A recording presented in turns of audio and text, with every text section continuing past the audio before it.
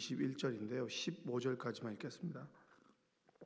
14절, 15절 두 절만 한 목소리로 읽도록 하겠습니다. 그런즉 그들이 믿지 아니하는 이를 어찌 부르리요? 듣지도 못한 이를 어찌 믿으리요? 전파하는 자가 없이 어찌 들으리요? 보내심을 받지 아니하였으면 어찌 전파하리요? 기록된 바 아름답도다 좋은 소식을 전하는 자들의 발이여 함과 같으니라. 아멘. 오늘도 하나님의 은혜가 여러분의 삶 가운데 함께 하시기를 주님의 이름으로 축복합니다. 바울이 10장 13절에서 이런 말씀을 합니다. 누구든지 주의 이름을 부르는 자는 구원을 받으리라. 이렇게 얘기합니다. 주님의 이름을 부르는 자는 구원을 받는다. 여러분, 예수님을 믿는 것이 참 감사한 것이죠. 우리가 예수님을 믿지 않았다면 다른 것들을 좀 믿었을 겁니다. 물론 이제 종교나 그런 것도 있겠지만 우상을 믿을 수도 있겠고요. 아니면 점을 치러 다닐 수도 있겠고, 그리고 자신의 신념과 자신이 믿는 지식을 믿고 살아갈 수도 있겠죠. 그러나 다른 무엇보다 예수 그리스도의 이름, 나사렛 예수가 나의 구원자가 되시고 그분께서 나의 십자가를 지심으로 내가 죽음이 아닌 생명을 얻고 그리고 죄와 사망의 법에서 우리가 해방되었다라고 하는 것이 굉장히 큰 복된 소식이고 복음인 줄로 믿습니다. 바울이 이렇게 강조하죠. 복음을 들었다, 이해했다. 그러나 복음을 듣고 이해했지만 내가 완악한 마음 때문에 믿지 않았다면 우리는 구원을 얻습니까? 얻지 못합니까? 못하죠. 많은 사람들이 예수님께서 십자가에서 죽으셨다, 그리고 예수님을 믿으면 구원을 얻습니다, 예수 천당 불신 지옥이라고 하는 얘기를 몰라서 믿지 않는 건 아닙니다. 그들이 믿지 않고, 그리고 많은 사람들이 불신을 갖는 이유는 우리의 완악함 때문이죠. 내가 예수를 믿어. 그리고 내 주변에 예수 믿는 사람이 있는데 저 사람 때문에 내가 신뢰할 수 없어 라고 한 여러 가지 이유 때문에 그들은 예수님을 믿지 않죠. 왜 어떤 사람은 구원을 받고 왜 어떤 사람은 구원을 받지 못하는가? 그것은 하나님의 구원의 은총은 모든 사람에게 동일하게 임하게 됩니다. 그렇죠? 우리가 구원을 얻는 것은 내가 믿어서가 아니라 먼저는 하나님의 은총입니다. 은혜. 그렇죠? 모든 사람에게 값없이 주시는 하나님의 은혜. 너는 잘났으니까 은혜가 임하고 너는 못났으니까 은혜가 임하지 않는 것이 아니라 모든 사람이 동일하게 하나님의 은혜가 임하게 됩니다. 그런데 어떤 사람은 믿고 어떤 사람은 믿지 않느냐라고 하는 것은 그 사람의 완악한 마음이죠. 어떤 사람이 이야기를 하면 그 이야기를 긍정적으로 듣는 사람이 있는 반면에 삐딱하게 듣는 사람도 있죠. 어떤 사람은 음모론적으로 듣는 사람도 있어요. 저 말에는 의도가 있는데, 저 말에는 조금 뒷배경이 있는데 라고 듣는 사람이 있는 반면에 어떤 사람은 그 말 그대로 받아들이는 사람이 있습니다. 여러분, 신앙생활을 한다라고 하는 것은 우리의 마음속에 이게 갈아엎어지는 거예요. 우리의 마음의 체계가 삐딱하게 보는 마음들이 순종적으로 있는 그대로를 받아들이는 마음으로 자꾸 바뀌어지는 거죠. 여러분, 예수님 믿으면서 이 마음이 똑같아요? 아니면 달라요? 계속 갈아엎어져야 되는 거예요. 날마다.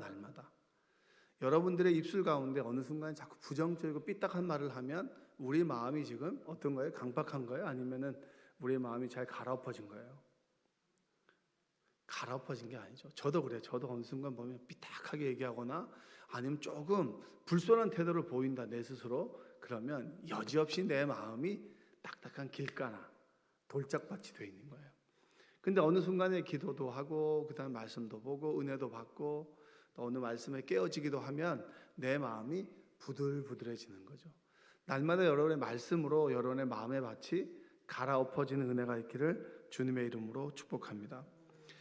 우리가 구원을 얻는 것은 하나님의 자유로운 주권입니다. 내가 너희가 구원을 주고 안 주고는 바울의 표현대로 하면 하나님의 자유로운 주권입니다. 따라서 볼까요? 하나님의 자유로운 주권. 하나님이 너를 구원시킨다 안 시킨다라고 하는 것은 내가 잘나고 못나고를 떠나서 구원을 시키고자 하는 사람의 의지가 있겠죠. 그게 자유로운 주권입니다. 자, 그럼 모든 사람에게 하나님께서 구원을 주려고 하는 마음을 가지고 있는데 어떤 사람 받아들이고 어떤 사람 받아들이지 않는다. 이건 뭐죠? 자유로운 주권이 먼저 있지만 그 다음에는 그것을 받아들이고 안 받아들이고 것은 나의 선택입니다. 선택. 여러분들은 예수가 그리스도라고 하는 것을 믿고 그리고 선택한 것이잖아요. 그렇죠? 여러분은 선택하고 받아들인 것이죠. 그러니까 구원을 얻는 것이고 나는 아니야, 싫어 라고 하면 구원을 받지 못하는 겁니다. 계속해서 바울은 그걸 강조하는 거예요. 자, 유대인 좋아. 모든 율법을 가지고 있고 조상들의 하나님을 믿어. 하나님의 은혜를 알아. 근데 너희들은 믿질 않아? 예수를 믿지 않아? 그건 없어. 율법도 없어. 정말 아니야. 이방인? 근데 얘네들은 예수님을 믿고 받아들여. 스스로 선택해서 구원을 받아. 그럼 유대인은 구원을 못 받고 이방인을 받느냐? 이방인은 율법이 없지만 그들이 예수 그리스도를 믿는다면 구원을 얻어. 근데 너희들은 구원을 받을 모든 유산들을 가지고 있지만 구원을 받지 못해. 선택하지 않아 구원을 받지 못해. 유대인이든 헬라이든 간에 내가 구원을 얻고자 하는 마음이 있고 예수님을 선택한다면 구원을 받을 수 있어. 이게 바울의 결론입니다. 자, 그러면 로마서 9장 15절에 보면 모세에게 이르시되 내가 긍휼히 여길 자를 긍휼히 여기고 불쌍히 여길 자를 불쌍히 여기리라 하셨으니, 이게 하나님께서 주시는 우리의 마음이에요. 불쌍한 자를 불쌍히 여기고 긍휼히 여길 자를 긍휼히 여긴다. 그게 하나님의 자유로운 주권의 가장 배경이 되는 겁니다. 그러면 누구나 구원을 얻지 못하죠. 누구나 구원을 얻지 못합니다.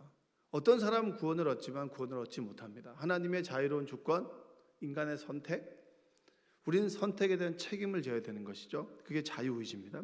그래서 14절 15절에 그래서 중요한 사람이 뭐냐? 예수 그리스도를 전하는 사람이 중요한 거예요. 그 사람이 받아들이고 받아들이지 않고는 누구의 선택입니까? 본인들의 선택이지만 전하고 전하지 않고는 누구의 책임입니까? 예수님을 믿는 자의 선택인 거예요. 그래서 14절 15절 한번 다시 한번 읽어볼게요. 그런즉 그들이 믿지 아니하는 이를 어찌 부르리요? 듣지도 못한 이를 어찌 믿으리요? 전파하는 자가 없이 어찌 들으리요? 보내심을 받지 아니하였으면 어찌 전파하리요? 기록된 바 아름답도다 좋은 소식을 전하는 자들의 발이여 함과 같으니라. 자, 바울은 설명하죠. 자, 제가 말씀드렸습니다. 하나님의 자유로운 주권.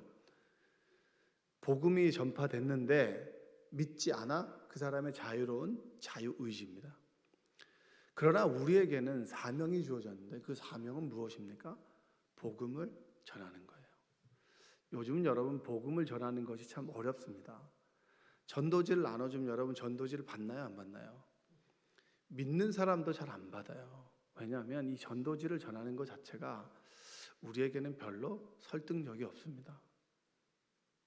근데 지금 돌아가는 어떤 사람들의 모습을 보면 사람들은 계속 분주하고 여러 가지 일을 많이 하지만 그들은 무엇을 가지고 있냐면 외로워합니다.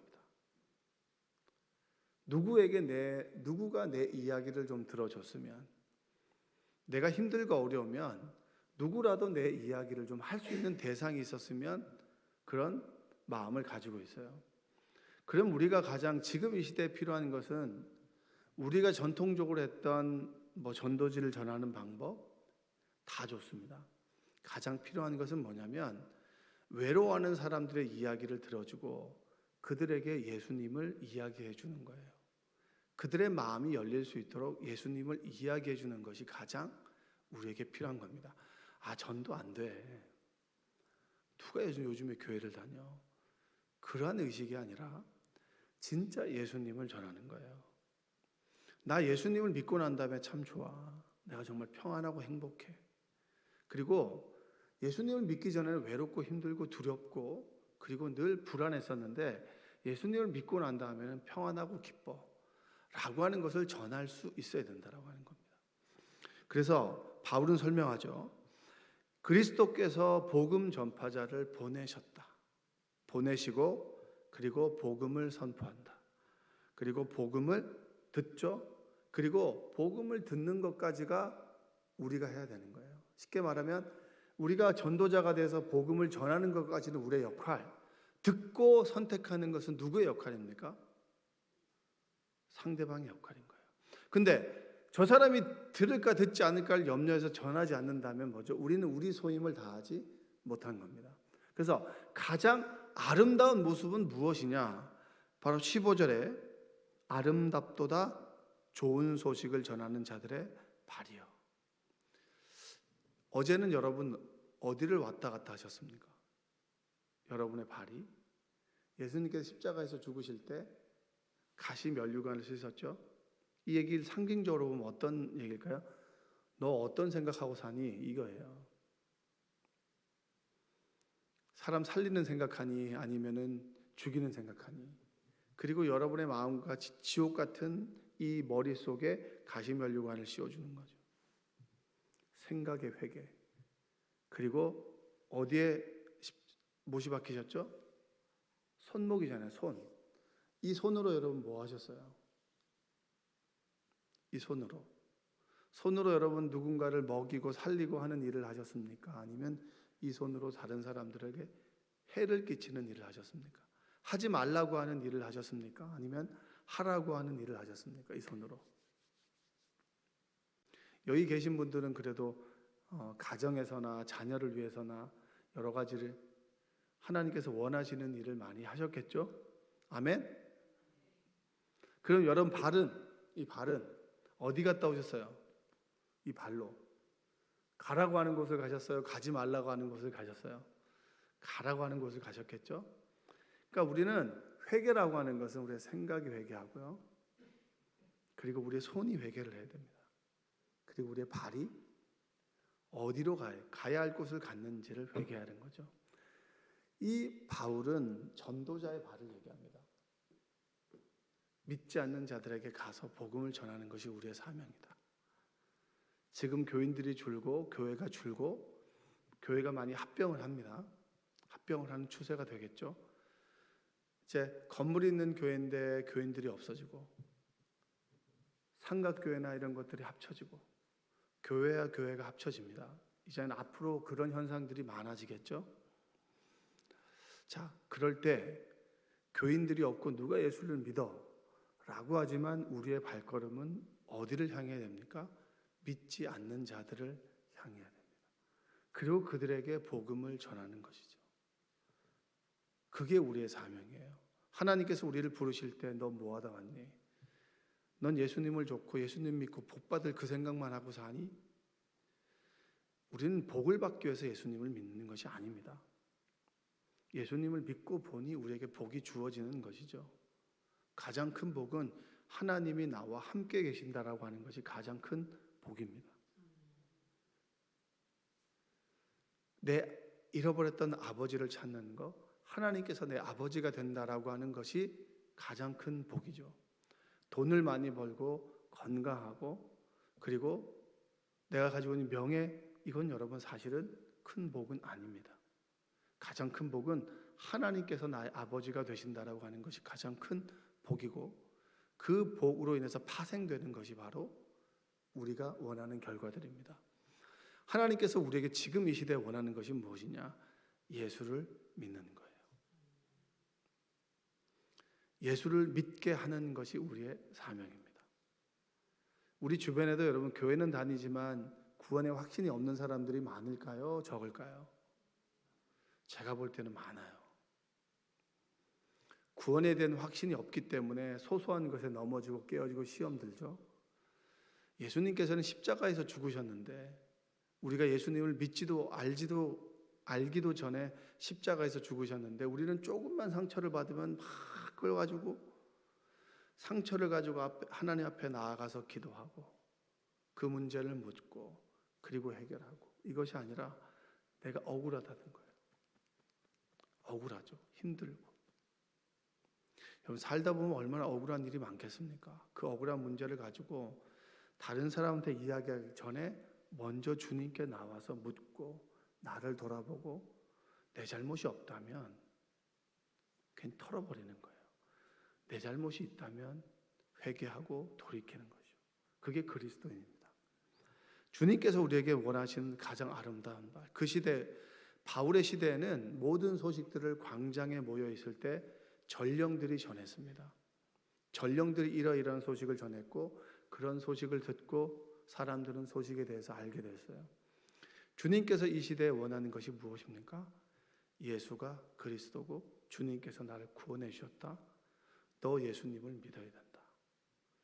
주님을 믿을 때 너희 안에 평안과 기쁨이 오고, 그리고 죽음을 넘어선 천국의 소망이 있다 라고 하는 것을 알려야 되는 것이 바로 우리의 사명입니다. 여러분, 그 사명을 감당하는 여러분 되시기를 주님의 이름으로 축복합니다. 아멘. 가장 생각나는 그 사람을 위해서 기도하시고, 그리고 그 사람이 듣든 듣지 않든 간에 그 사람의 몫입니다. 내 몫은 내가 만난 예수님을 꼭 필요한 사람에게 전하는 거예요. 그리고 마음이 열려있지 않은 사람에게는 그 마음이 열려지도록 헌신하고 봉사하는 겁니다. 그것이 바로 그리스도인입니다. 교회에서도 마찬가지예요. 여러분이 구원의 확신이 있다면 남들이 하지 않는 굳은 일을 감당하시고, 그리고 티내지 마시고 항상 하나님이 보신다라는 마음으로 충실하게 하루하루 헌신하고 봉사하는 여러분 되시기를 주님의 이름으로 축원드립니다. 기도하겠습니다. 사랑과 은혜가 풍성하신 아버지 하나님, 감사합니다. 주님께서 우리를 불러주셨습니다. 하나님께서 우리와 함께 하십니다. 하나님이 나와 함께 하시는 것이 가장 큰 복이고, 그 함께함의 기쁨과 소망을 전하는 것이 우리의 사명임을 기억하게 하여 주시옵소서. 예수를 모르는 사람들에게 예수님을 전하고, 신앙의 불모지가 되어가는 이 대한민국, 그리고 서울, 송파구, 내가 사는 이 거처 곳곳마다 내가 사랑하는 예수님을 전하는 우리가 될 수 있도록 도와주시옵소서. 예수님의 이름으로 기도합니다. 아멘. 우리 412장 우리 1절만 찬송하시고 주신 말씀 가지고 기도하고요. 그리고 우리 6시부터는 청소를 좀 하도록 하겠습니다. 함께 찬송하겠습니다. 내 영혼의 극히 깊은 데서 맑은 가락이 울려나네.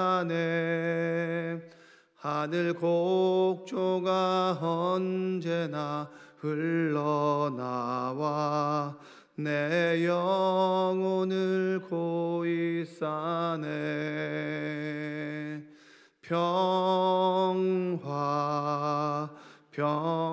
평화로다 하늘 위에서 내려오네.